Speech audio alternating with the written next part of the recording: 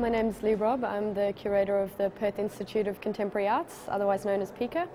We recently opened Hatched, which is the National Graduate Show. So Hatched is actually now in its 20th year. It's been running since 1992, and you could say it's a survey of emerging Australian artists. So it's a selection of 35 recent graduates from art schools all around the country, so representatives from every state that are presented throughout the entire galleries of PICA.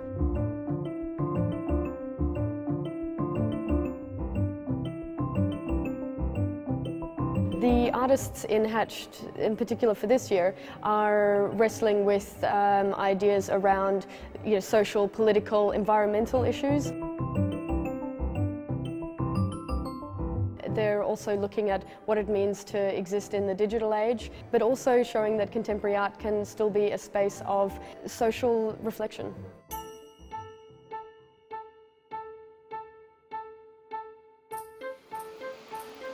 The kind of art that I do is sort of sculpture mixed with interactive/performance, but it can vary a lot. It uses found objects or hints at found objects. I'm exhibiting at Hatched this year, 2011, and I did the piece Going Places, which is basically 9 mechanised business shoes running in circles, and they usually run for about 15 minutes. I'm not obsessed with shoes. When I first created Going Places, I was aiming to try and recreate an effect called the strange effect, which is sort of like when you look at the ocean or you look at the fire and it repeats itself, but not exactly.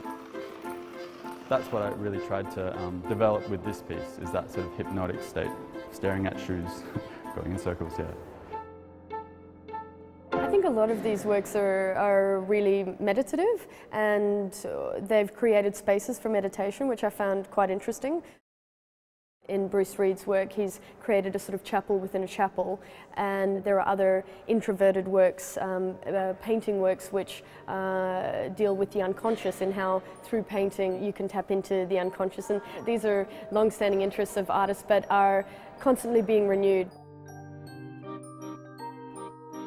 The work I've produced is the result of a pilgrimage or journey I did from Perth to Geraldton, visiting churches built by an architect at the beginning of last century.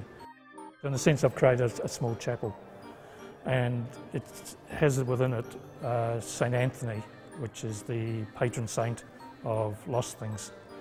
And that tied back into my process of loss of faith. And so there's a lovely irony in the two, that it's using a religious language to discuss the loss of religion. A lot of the artists are drawing on very personal issues to them.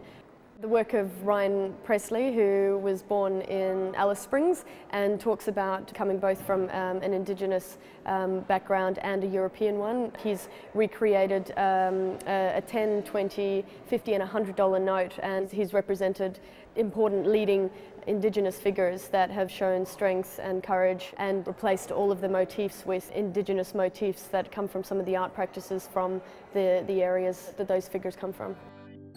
Just the minutest thing can occupy you for hours, really, or a day. My project's called Structures to Move To, Conversations on Work, and it's my honours project, but it's an ongoing work.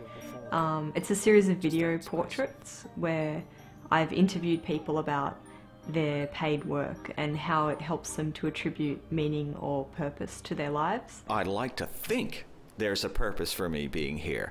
I'm not quite sure what it is yet, but I still like to have it in the back. Rather than seeing the person engaged in the practices of their work, you have this disconnect between the subject and their physicality and their workplace. Self-validation equals power.